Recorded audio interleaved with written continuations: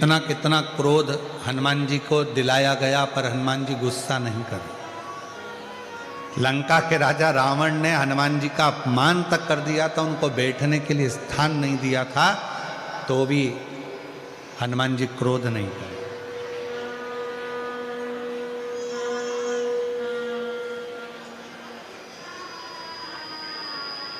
कोई स्थान नहीं मिला तो भी उनको गुस्सा नहीं आया। मेरी जीजियों, मेरे जीजाओं, मेरी बेटियों, बेटाओं, मेरे बुजुर्ग माँ बाप, याद रखना, कथा के पंडाल में आप कथा सुनने के लिए आए हो, मालूम पड़ा आपको आगे जगह नहीं मिली, बैठने की जगह नहीं मिली, इतनी भीड़ में आपके ऊपर किसी ने ध्यान नहीं दिया, या आपको कोई स्थान नहीं मिल पाया, आप इसका बेर किसी से ना रखें कि इन्होंने मुझे नहीं बिठाया, इन्होंने ऐसा नहीं करा, उन्होंने ऐसा नहीं, नहीं, विचार मन से निकाल। शीतलता अपने भीतर रखें। हनुमान जी को तो स्थान नहीं दिया था बैठने के लिए, तो भी हनुमान जी महाराज क्रोध नहीं करे, शांति, शांति, कोई गुस्सा नहीं। तब श्री हनुमान जी महाराज को भगवान शिव जी ने याद किया और हनुमान जी को बुलाया कि आज अघोरासुर का वध करना है। मान लो अगर मुझ में क्रोध आ भी जाए, मान लो अगर क्रोध आ भी जाए, तो एक काम करना कि भीतर से शीतलता दे। तो हनुमान जी ने कहा, मैं मंत्र जाप करूंगा, राम नाम जप करूंगा और आपको शीतलता दूंगा, पर गंगा जी को भी आमंत्रित करा जाए और पार्वती जी को भी आमंत्रित करा जाए। मां गंगा जी को भी बुलाया। गंगा, जब मैं अघोरासुर को मारूं तब तुम मुझे शीतलता देना, शीतलता। पार्वती, जब मैं अघोरासुर को मारूं तो तुम मुझे शक्ति और भक्ति दोनों साथ देना। ठीक है, हनुमान जी हैं, गंगा जी है और पार्वती जी हैं, और शिव जी आज अघोरासुर को मारने के लिए जा रहे हैं।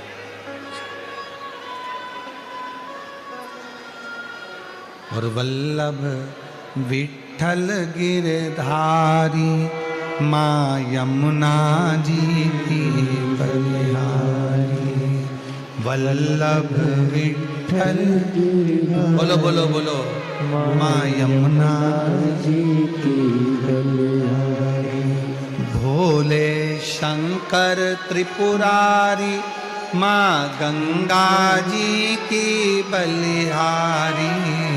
भोले शंकर त्रिपुरारी माँ गंगा जी की बलिहारी।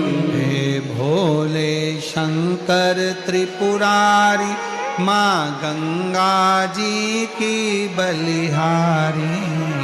भोले शंकर त्रिपुरारी माँ गंगा जी की बलिहारी। वल्लभ विठ्ठल गिरधारी श्री यमुना जी की बलिहारी।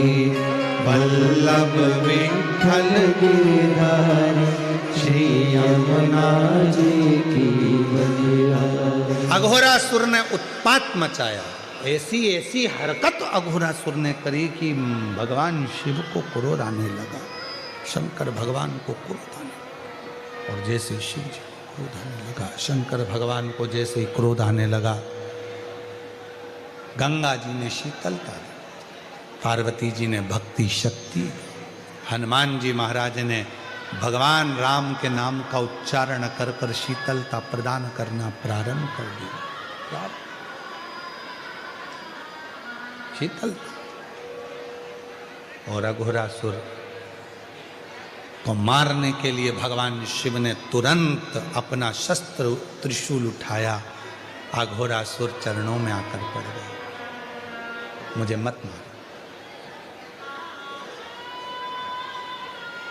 जितनी शीतलता से आप मेरे सामने खड़े हैं, आज मैं वचन देता हूं, अघोरासुर कहता है, उतनी ही शीतलता आपके सम्मुख में मेरी रहेगी। मेरे नाम को आप अपने साथ में जोड़ लो। शिव जी ने अपने एक मुख का नाम अघोर, अघोर। बोल अघोरेश्वर महादेव की जय। अघोरेश्वर महादेव। तो यहां जो रुद्राक्ष की महत्वता चल रही है, 5 मुखी रुद्राक्ष में जो 5 मुख होते हैं उसमें से एक मुख अघोर का होता है। इसीलिए शिव महापुराण में आप लोग स्मरण करें हैं ये रुद्राक्ष की महत्वता। आप जब भी सीहोर का रुद्राक्ष आपको मिलता है, कोई 5 मुखी मिलता है, कोई 7 मुखी मिलता है, कोई 4 मुखी मिलता है, वो अघोर शीतलता देता है, शांति देता है। और यहां तक शिव पुराण कहती है, शिव महापुराण यहां तक कह रही है, अगर मान लो किसी के शरीर में ब्लॉकेज आ गए हैं और डॉक्टर ने कहा है कि इनका बाईपास कराना है या इनका हार्ट कम काम कर रहा है, आप डॉक्टर का इलाज करवाते रहें, टेबलेट खाते रहें, दवाइयाँ खाते रहें, जांचें कराते रहें, मना नहीं है, क्योंकि डॉक्टर भी शिव का एक रूप होते हैं, उनके कहे अनुसार करें। पर साथ में एक काम और चालू कर दे। मान लो कल बाईपास होना है, कल ऑपरेशन होना है, आज से ही एक बेलपत्री शिव जी पे चढ़ाएं और बेलपत्री की डंडी, चाहे आप कहाँ खड़े हैं, बस जहाँ आप खड़े हैं बेलपत्री की जो डंडी है उस डंडी का मुख अपनी ओर रखना और अघोरेश्वर महादेव के नाम से 5 बार जल उस बेलपत्री पर शिवलिंग पर चढ़ाएं, कटोरी में उस जल को झेल कर ले आएं और अघोरेश्वर महादेव का नाम लेकर उस जल को जिसका बाईपास हो रहा है, हार्ट काम नहीं कर रहा, उसको थोड़ा थोड़ा 5 बार पिला दें और दूसरे दिन फिर डॉक्टर को बोलें कि एक बार जांच करो, बाबा चाहेगा तो उसका हार्ट काम करना प्रारंभ कर दे। अघोरेश्वर महादेव।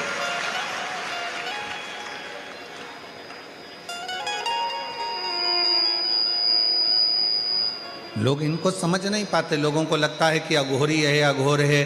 अघोर, अघोर का मतलब होता है शांति, अघोर का मतलब होता है शीतलता, अघोर का मतलब होता है विपदा को हरने वाला, अघोर का मतलब होता है जो तुम्हारे भीतर जो भी आपके जीवन में सुख आने में जो दुख दिए जा रहे हैं, आपकी सुख की जो मार्ग हैं उसमें जो तकलीफें आकर खड़ी हो रही है, उस मार्ग को क्लियर करना, उस मार्ग को साफ करना। तो हमारे शरीर में भी जो मार्ग है, नलियां हैं वो चौक हो रही हैं, उसमें कोई अड़चन आती है तो अघोरेश्वर महादेव का नाम लेकर जल चढ़ाकर 5 बार, या सीहोर का रुद्राक्ष हो, वो भी 5 मुखी ज़्यादा होता है सीहोर का रुद्राक्ष, तो वो अगर है तो उसको भी पानी में गलाकर शिव जी को चढ़ाकर उसका भी जल पिलाएं तो अघोरेश्वर महादेव का स्मरण सुख दे। अघोरेश्वर। और ध्यान दें, बड़ी सुंदर बात कही। कई लड़के हैं, कई लड़कियां हैं, कई बेटा हैं, कई बेटियां हैं, कहती हैं हमने एग्ज़ाम दिया पर हमारा एग्ज़ाम, हमारी नौकरी नहीं लग रही है, हमारी नौकरी नहीं लग रही है, हमारी नौकरी नहीं लग रही है। तो मेहनत को 4 गुना बढ़ा लो। अभी तक जितनी पढ़ाई करते थे उसको 4 गुना बढ़ाओ, अभी तक जितना परिश्रम करते थे उसको 4 गुना बढ़ाओ और फिर एग्जाम के लिए बैठो। तो मेरा निवेदन है,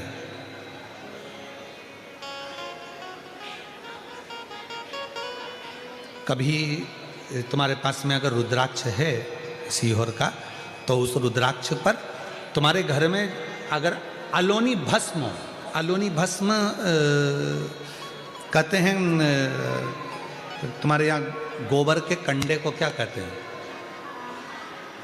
गोबरी है, छाड़, छाड़,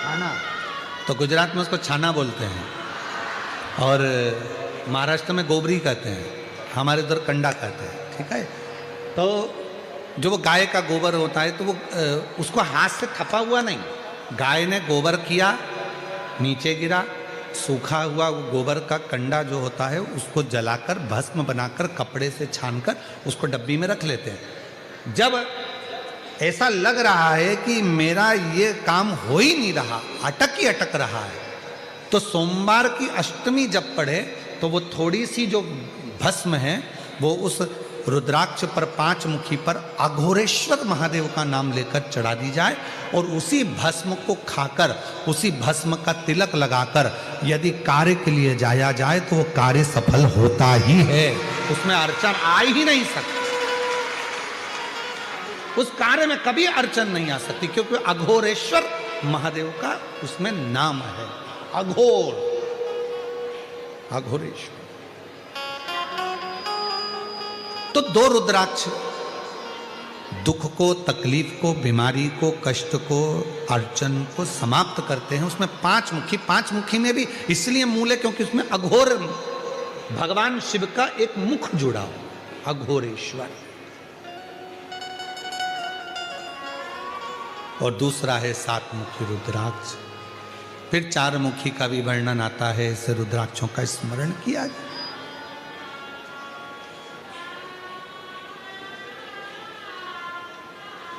और यही 5 मुखी रुद्राक्ष का वर्णन एक और आता है महाराज। डॉक्टर ने कहा कि कमर का गुरिया चले गया है और वो गुरिया खसक गया है, या घुटने का ग्रीस खत्म हो गया है, या घुटने में गैप आ गया है, या कमर में गैप आ गया है, और व्यक्ति को लगे कि मैं बैठ नहीं पा रही हूँ, जमीन पर नहीं बैठ सकती, डॉक्टर कह रहा है कि कुर्सी पर बैठना पड़ेगा, नीचे नहीं काम कर सकती, नीचे नहीं बैठ सकती, गुरिया चले गया है, डॉक्टर का इलाज करवाओ, डॉक्टर को दिखाओ, जांचें कराओ, जो बोले वो करो। साथ में एक काम और करो, अशोक सुंदरी वाली जगह पर, सेनाई शांति रखो, अशोक सुंदरी वाली जगह पर रुद्राक्ष को रखें। अगर 5 मुखी रुद्राक्ष सीहोर का यदि आपके पास में है तो वो रुद्राक्ष को अशोक सुंदरी वाली जगह, अशोक सुंदरी का स्थान आप लोगों को पहले भी बताया, ये शिवलिंग, ये जलाधारी, ये जल बह रहा है, बीच में जो स्थान है वो अशोक सुंदरी का स्थान है। राइट में गणेश जी, लेफ्ट में कार्तिकेय जी, जलाधारी, पार्वती जी का हस्तकमल, शिवलिंग, शंकर का स्वरूप, शिवलिंग के ऊपर जो जल गिरता है ऊपर से, जया, विषहरा, शामरी बारी, दौतली, देव, शंकर जी की 5 लड़कियां जल गिराती, बीच में अशोक सुंदरी का स्थान, अशोक सुंदरी। अशोक सुंदरी वाले स्थान पर रुद्राक्ष को रखकर 5 दुर्वा अघोरेश्वर महादेव का नाम लेकर प्रदोष की प्रदोष समर्पित करें, उन 5 दुर्वा को लेकर आ जाएं और 5 टाइम, 5 समय ऐसा निकाल लें सुबह से लेकर शाम तक के बीच में कि मुझे इन 5 दुर्वा को एक एक कर कर धीरे धीरे चबा चबा कर खाना है। उसको खाना प्रारंभ कर लें, रुद्राक्ष अपने जो बांधते हो गले में रखें या अपने पास में रखें, और उस 5 दुर्वा को 5 प्रदोष कर लीजिए। और उसके बाद आपकी कमर में जो गैप है या दर्द है या नीचे नहीं बैठ सकते हो, धीरे धीरे धीरे धीरे उसमें आराम लगना प्रारंभ हो जाएगा। वो गुड़िया जो है अपनी जगह पर बैठे, अघोरेश्वर महादेव का नाम ले, अघोरेश्वर।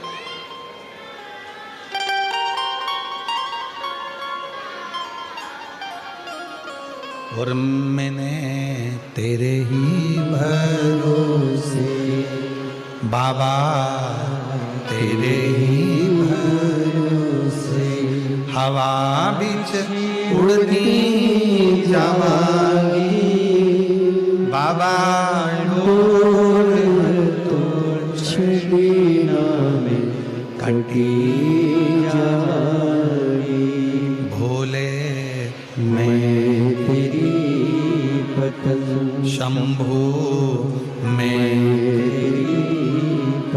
और अघोरेश्वर महादेव एक ऐसे महादेव का स्वरूप जिन्होंने शांति, शीतलता और मार्ग को प्रशस्त किया, मार्ग को प्रशस्त,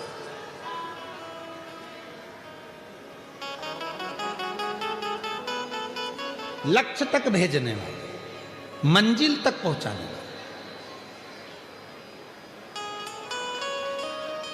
और ये जो अघोरेश्वर महादेव का नाम लेकर जल चढ़ाकर या बेलपत्र, कई माताएं कह देती हैं हमारे बच्चे की धड़कन नहीं आई, उसका सिर नहीं बना, पाँव नहीं बना, हाथ नहीं बना, उसके पेट में डॉक्टर ने बताया है कि ये बच्चा तो ऐसा रहेगा, विकलांग रहेगा, मानसिक बुद्धि कमजोर रहेगी, ऐसा हो गया वैसा हो गया, श्वास नहीं आ रही है। अघोरेश्वर बाबा का नाम लेकर बेलपत्र चढ़ाकर, उस बेलपत्र को भी अगर माँ गर्भवती नारी खा रही है तो बच्चे को वो प्राप्त हो रहा है, और प्राप्त हो रहा है तो उसका शरीर पूरा बनना प्रारंभ होगा। फिर बच्चे की जांच कराओ, सोनोग्राफी कराओ, उसमें धीरे धीरे आपको मालूम पड़ेगा कि बच्चे की धड़कन आई है, बच्चे की श्वास। अघोरेश्वर महादेव। फिर से बोलो, कौन से महादेव हैं? अघोरेश्वर। शिव जी के एक मुख को अघोर कहा गया, एक मुख अघोर। और शिव कथा कर रही है, भगवान शंकर का पवित्र चरित्र कह रहा है, शिव महापुराण कह रही है। 2 रुद्राक्षों का स्मरण किया गया जो सुख देने वाले, आनंद देने वाले, अविरल भक्ति देने वाले, राहों को मंजिल तक भेजने वाले।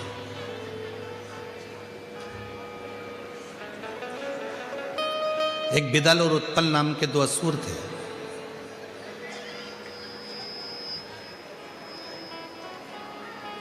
माता पार्वती ने उनको कुंदुक का प्रहार कर कर मारा था, और शिवजी का नाम कुंदकेश्वर महादेव।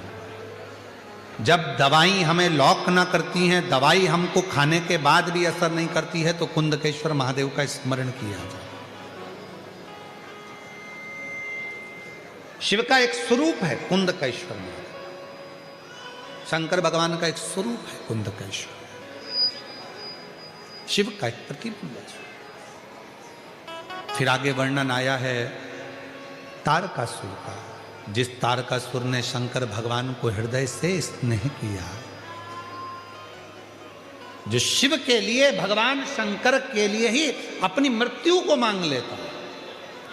ब्रह्मा जी ने तो पूछा था तारकासुर मांग तुझे क्या चाहिए, तो तारकासुर ने कहा था मैं मरूं ना, मरना तो पड़ेगा, तो मुझे वर दीजिए, अगर मेरे प्राण छूटे तो शंकर भगवान के पुत्र के द्वारा मेरे प्राण छूटे, शंकर भगवान का बेटा मुझे मारे। क्यों? क्योंकि तारकासुर को मालूम था शंकर जी अखंड तप समाधि में लग गए हैं, अखंड तप समाधि में लीन हो गए हैं, तो अखंड तप समाधि में अगर लीन हो गए हैं तो फिर शिव उठेंगे नहीं।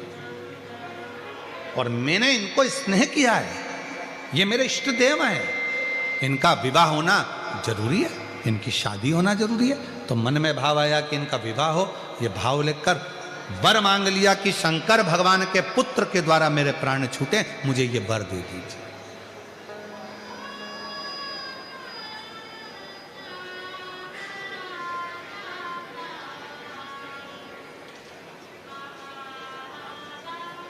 मुझे कुछ और नहीं चाहिए।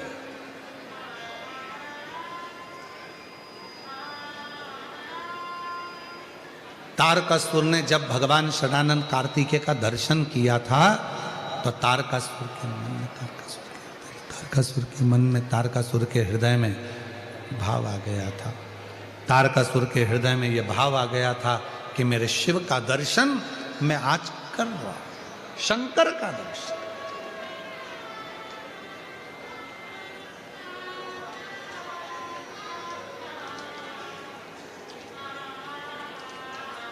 और बहुत दिन हो गए भोले से बिछड़े, बहुत दिन हो गए भोले से बिछड़े, भोले जी से बिछड़े, शंकर जी से बिछड़े, भोले से बिछड़े, शंकर जी से बिछड़े, बहुत दिन हो गए भोले से बिछड़े, बहुत दिन हो गए भोले से बिछड़े।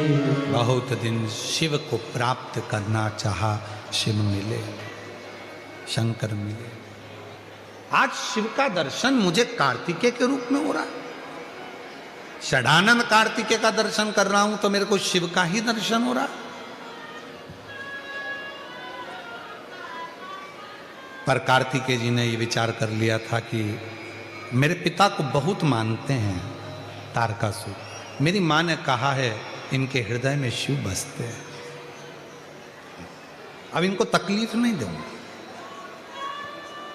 और जिसके हृदय में भगवान शंकर विराजमान हो, जो शिव के भक्ति में दिन रात डूबा रहता हो, शिव पुराण कहती है उसका मन कभी ना दुखाए, उसके हृदय को चोट ना पहुंचाए। एक सच्चा शिव का भक्त, एक सच्चा शंकर भगवान का भक्त शिव का ही कोई अंश लेकर जन्म लेता। शिव का सच्चा भक्त, भगवान शंकर का गुणगान करने वाला, शिव भक्ति करने वाला, शंकर भगवान की अविरल भक्ति में लगाने वाला, स्वयं लगने वाला और शंकर की आराधना साधना में डूबने वाला, स्वयं शंकर भगवान का ही कोई कृपा का एक उनकी रच का कोई कण ही जन्म लेता है, जो आपको शिव भक्ति में भी लगाएगा, शिव उपासना में भी लगाएगा, शिव आराधना भी करेगा और उसके हृदय को चोट पहुंचे ये ठीक नहीं। तारकासुर शिव की आराधना करता, तारकासुर शंकर की साधना करता।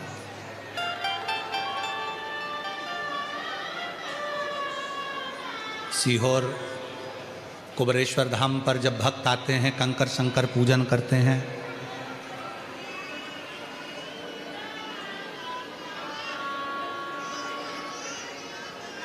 हम जानते हैं कि अंदर बाबा के मूल शिवलिंग का दर्शन आप लोगों को नहीं हो पाता है, क्योंकि वहाँ इतनी जगह नहीं रहती है। पर कंकर शंकर की पूजन कर कर आप उसी शिवलिंग का स्मरण कर कर बाबा से भक्ति करते हैं। बट वृक्ष की परिक्रमा करते हैं, बेलवाटिका की परिक्रमा करते हैं, बट वृक्ष की छांव में बैठकर भगवान शंकर से अपने मन की बात कहते हैं, बेल वाटिका में बैठकर आप शिव से अपने मन की बात कहते हैं। कुबरेश्वर धाम पर अभी इतनी व्यवस्थाएं तो नहीं हैं, पर धीरे धीरे धीरे धीरे व्यवस्थाएं हो रही हैं, चल रही हैं। पर जब भी आप कुबरेश्वर धाम पर जाते हैं, बट वृक्ष की छांव में 2 मिनट बैठकर बाबा को अपने मन का भाव कहते हैं, हृदय से प्रार्थना करते। कंकर शंकर 5 कंकर बीनकर पूजन करते हो, 1 कंकर लेकर अपने घर को आते हो, उसको अपने दिल की बात कहकर वो सुनता है।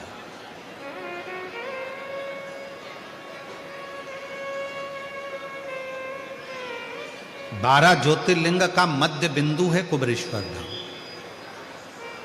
जिस भूमि पर मांगा गया जीव का कल्याण कर देता है, जीव का कल्याण। पर वहां आने वालों से हम एक बात कहते हैं कि तुम विश्वास लेकर आओगे तो मेरा बाबा तुमको खाली नहीं भेजेगा। विश्वास लेकर यदि आए हो तो वो खाली नहीं भेजेगा। भरोसा दृढ़ इन चरणन कैरो।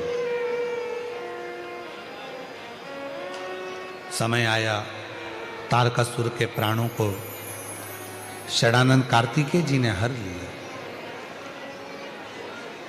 और तारकासुर के प्राण चले गए। तो तारकासुर के 3 बेटे हैं, तारकाक्ष, विदुम्माली और कमलाक्ष। इन तीनों का संहार भी भगवान शिव ने पशुपति नाथ रूप रखकर किया। पशुपतिनाथ रूप, पशुपति का मतलब है जो पशुओं का भी देवता है। और केवल एक पशु के लिए नहीं, 33 कोटि देवताओं को, तारकाक्ष, विदुम्माली और कमलाक्षकी को मारने के लिए 33 कोटि देवताओं को भगवान शंकर ने पशु बनाया था। शिव जी उनके पति बने थे, तब जाकर तारकाक्ष, विदुम्माली और कमलाक्षकी ये तीनों मरे थे, इनके प्राण छूटे।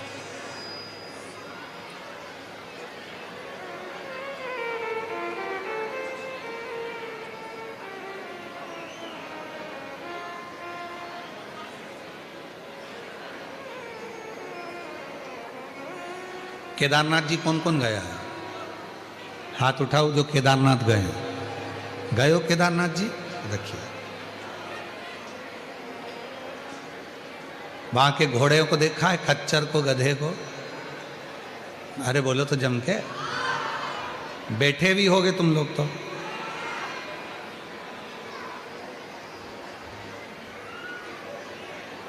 कभी उस खच्चर से, कभी उस घोड़े से पूछा, जो तुमको बिठाकर इतने ऊपर लेकर जा रहा है, कितना अंदर से रो रहा होगा, कितना दुखी होगा, कितना दुखी, कितना दुख होगा उसको। जो वजन उठा रहा है, ले जा रहा है, तोक रहा है, 80 किलो के, 70 किलो के, 60 किलो के, 100 किलो के, आप, हम और भगवान लेकर जा। एक बार भगवान शिव ने, भगवान ओघड़दानी ने उस पशु से पशुपति बनकर पूछ लिया था, पशुपति बन, तेरे ऊपर दुनिया का बोझा ढोकर लोग आते हैं दर्शन करने के लिए, पैदल चलकर नहीं आते। अच्छे अच्छे जवान भी व्यक्ति बैठकर तेरे ऊपर आते हैं, और तेरे ऊपर बैठकर आते हैं, तुझे कितना कष्ट होता होगा, कितना दुख होता होगा, कितना तकलीफ होता होगा। शंकर भगवान ने पूछा उस खच्चर से, उस घोड़े से, उस गधे से। उसने कहा, प्रभु दुख तो बहुत होता है, शरीर में कष्ट भी बहुत होता है, पर हमारा कष्ट जब हम उसको लेकर आते हैं केदारेश्वर मंदिर के बाहर, जब हम उसको छोड़ देते हैं और हमारा मुख जब आपके मंदिर की ओर होता है, तब हमारा सारा दर्द, सारा दुख, सारा समाप्त हो जाता है और आपका दर्शन। लोग कहते हैं कि केवल मनुष्य को ही बाबा की भक्ति प्राप्त होती है, पर यहाँ पशु भी कह रहे हैं कि हमें तेरे दरवाजे पर आने पर सुख प्राप्त होता है। सुख,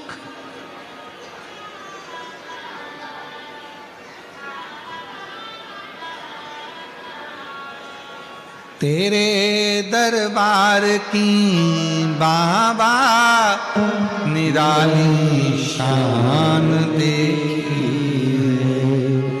तेरे दरबार की बाबा निराली शान देखी, तुझे देते नहीं देखा, पर झोली भरी तुझे देते नहीं देखा, पर झोली भरी देखी। मुख दुनिया मोड़े बाबा तू मुखड़ा, मुख दुनिया मोड़ेगी बाबा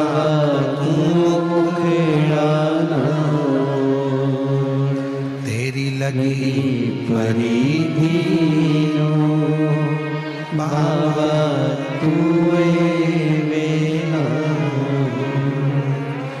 तेरी लगी परिधीनो, बाबा तुए वेना। अब कृपा करो भोलेनाथ जी, दुखड़े को मिटाने वाले। अब कृपा करो भोलेनाथ जी, दुखड़े को मिटाने वाले। अब दया करो भोलेनाथ जी, दुखड़े को मिटाने वाले। अब कृपा करो भोलेनाथ जी, दुखड़े को मिटाने वाले। अब दया करो भोलेनाथ जी, दुखड़े को मिटाने वाले। बोलो दया करो भोलेनाथ जी, दुखड़े को मिटाने वाले। दुखड़े को मिटाने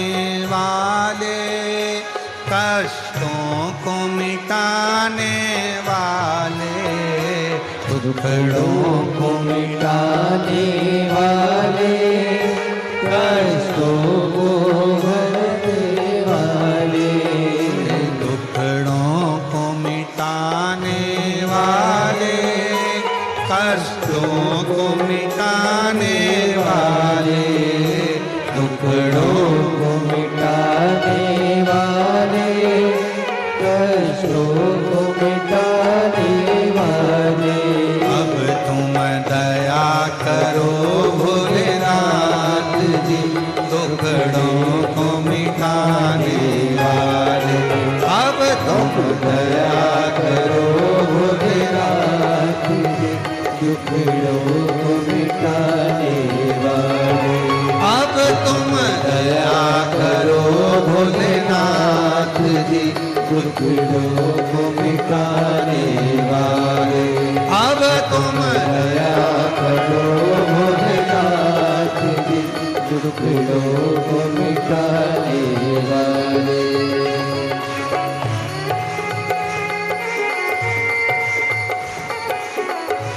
शंभो शंभो।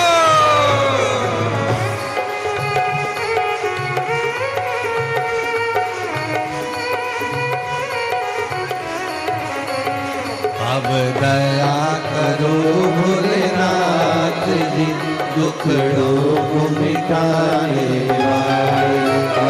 अब दया करो भोलेनाथ जी, दुखड़ों को मिटाने वाले।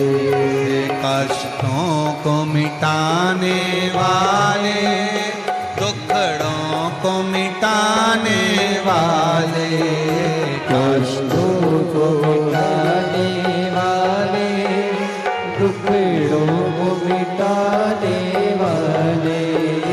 कष्टों को मिटाने वाले, दुखड़ों को मिटाने वाले, कष्टों को मिटाने वाले, दुखड़ों को मिटाने वाले। अब तुम दया करो भोलेनाथ जी, दुखड़ों को मिटाने वाले।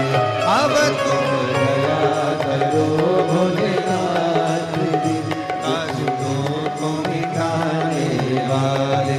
अब तुम दया करो भोलेनाथ जी, दुखड़ों को मिटाने वाले। अब तुम दया करो भोलेनाथ जी, दुखड़ों को मिटाने वाले। अब तुम दया करो भोलेनाथ जी, दुखड़ों को मिटाने वाले। हार हार अपने स्थान पर बैठकर आज विराम की कथा का ये आखिरी भजन था।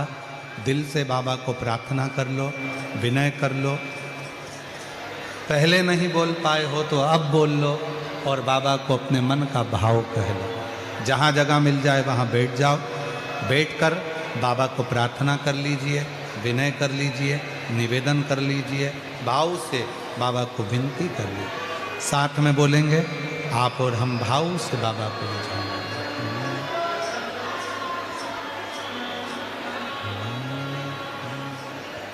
श्री शिवाय नमस्तु, श्री शिवाय नमस्तु, श्री शिवाय नमस्तु, श्री शिवाय नमस्तु, श्री शिवाय नमस्तु। भोला सब दुख काटो, ओ भोला सब दुख काटो। शिव शंकर जपो तेरी माला, भोले बाबा जपो तेरी माला।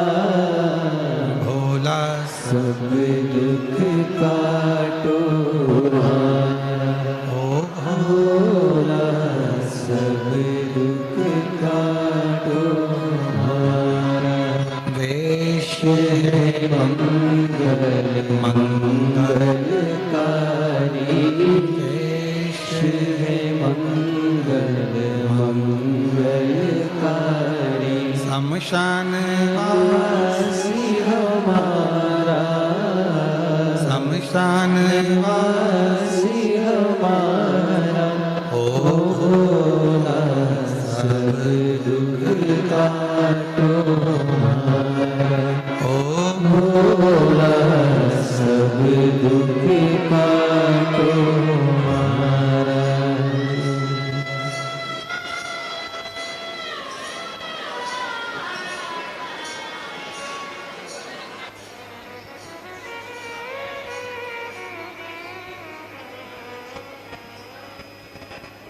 बाबा देवादिदेव महादेव भगवान शिव की कथा कहती है। 12 ज्योतिर्लिंग का स्मरण कराया, चंद्रदेव की काया का रोग ठीक करा, कार्तिकेय जी को मनाया, मल्लिकार्जुन के रूप में विराजमान हुए, दूषण नाम के राक्षस का संहार कर कर महाकाल बन गए, विंध्य पर्वत को दर्शन देकर ओमकारेश्वर बन गए, नर नारायण को दर्शन देकर केदारेश्वर बन गए। इसमें जो प्रथम ज्योतिर्लिंग है वो है सोमनाथ, जो गुजरात सौराष्ट्र की पवित्र धरा पर विराजमान है। 1000 वर्ष पहले, 1000 साल पहले आतंकियों ने, विधर्मियों ने उस सोमनाथ के अस्तित्व को मिटाना चाहा था। 1000 वर्ष पहले उसको मिटाने का प्रयास किया था, पर भूल गए थे वो आतंकी, भूल गए थे वो आतंकाएं, भूल गए थे वो विधर्मी कि यह भारत की भूमि शिव की भूमि है और वो सोमनाथ आज भी अटल और अजर खड़ा है। अजर और अटल वो सोमनाथ आज भी खड़ा है। तुम जितना सोना, जितने माणिक, जितने रतन लूट कर लेकर गए थे, उतना सोमनाथ बाबा की भूमि पर आज फिर उतना रतन, माणिक, सोना, हीरा, पन्ना शिव भक्तों ने लाकर जमा कर।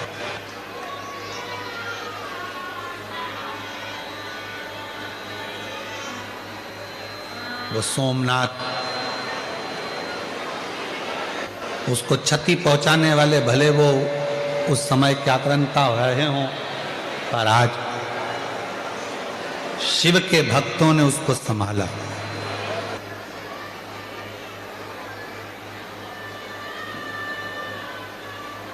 सौराष्ट्र शासन ने, गुजरात सरकार ने उसको संभाला। केंद्र में विराजमान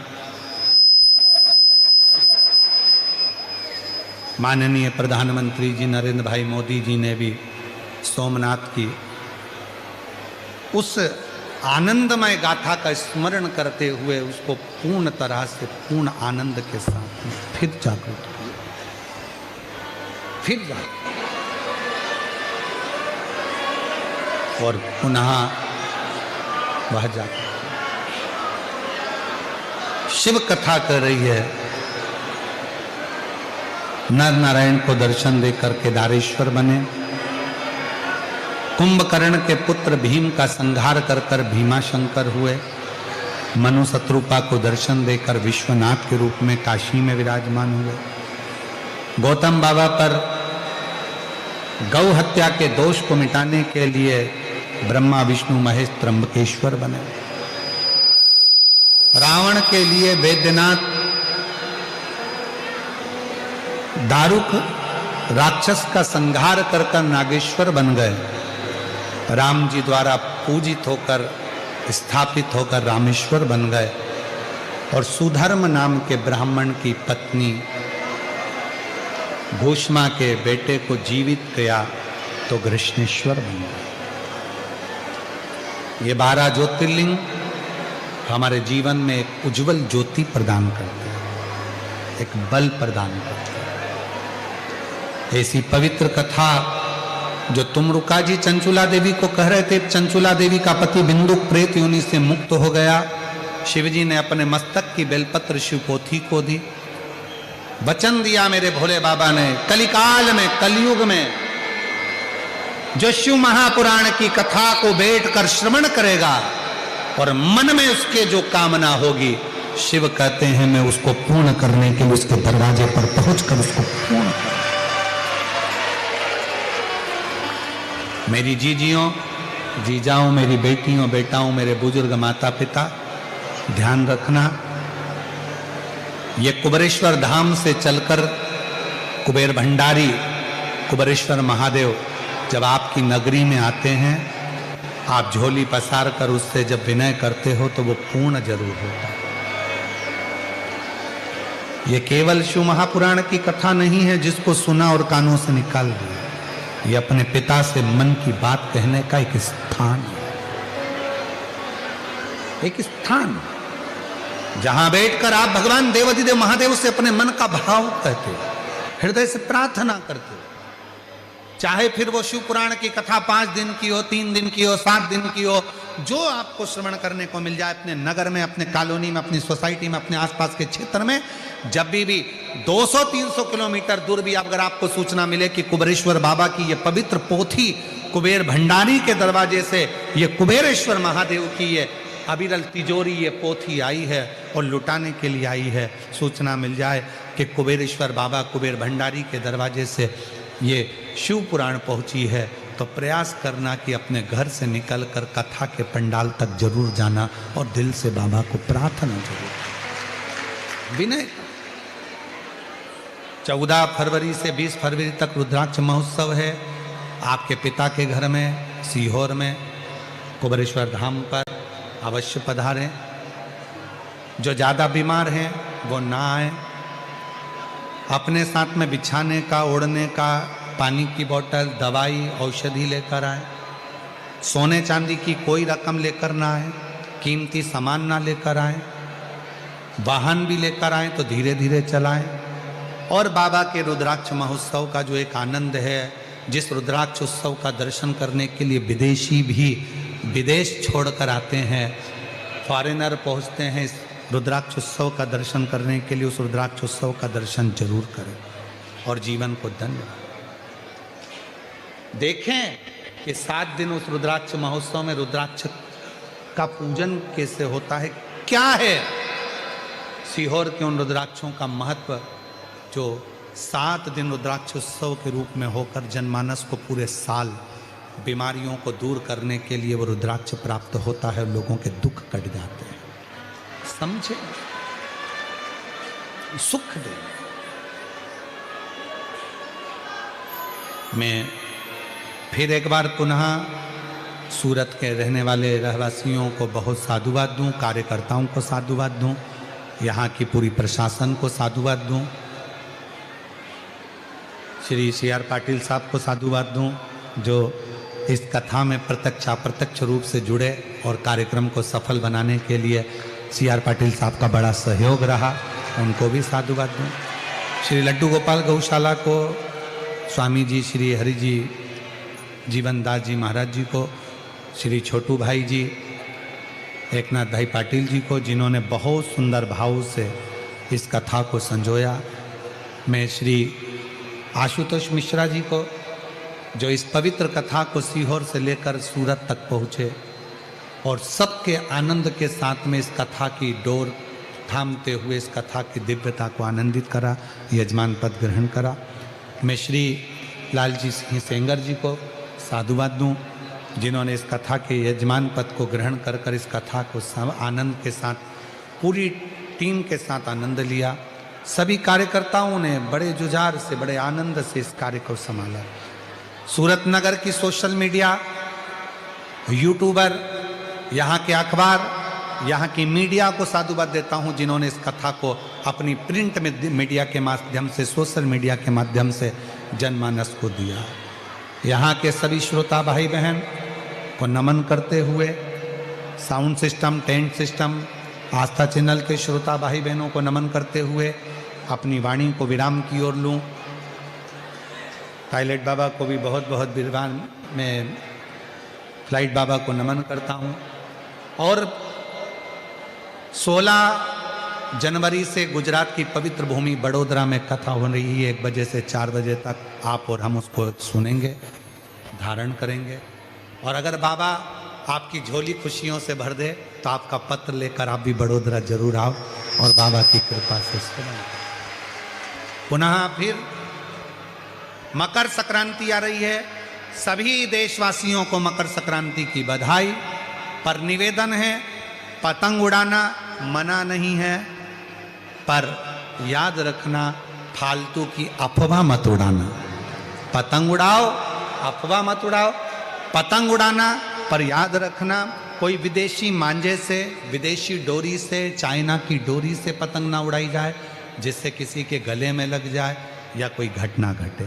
सावधानी पूर्वक उड़ाओ, कोई पक्षियों को ना लगे, कोई पशुओं को ना लगे, कोई जीव को ना लगे, कोई मनुष्य को ना लगे। सावधानी से गुड़ और तिल्ली का खूब भोग लगाओ, खूब पाओ और बाबा का आनंद करिए। सभी को साधुवाद। हर हर। आरती प्रारंभ हो रही है। सभी लोग आरती का आनंद लें और अपने जीवन को धन्य बनाएं। जय शिव ओंकार।